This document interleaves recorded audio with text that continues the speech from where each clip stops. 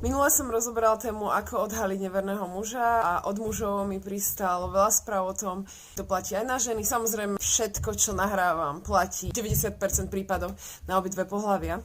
Ale tentokrát, ako odhaliť nevernú ženu.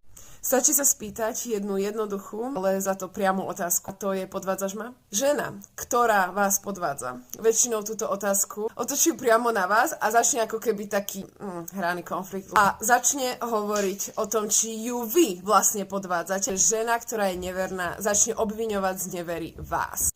My ženy proste áno, priznávam, dokážeme byť veľké herečky a dokážeme všetko, čo sa týka nás, dať na toho druhého človeka.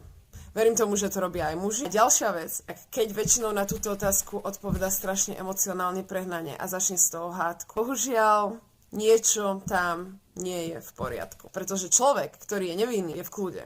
Ako náhle človek začne eskalovať v emóciách, niečo nie je OK.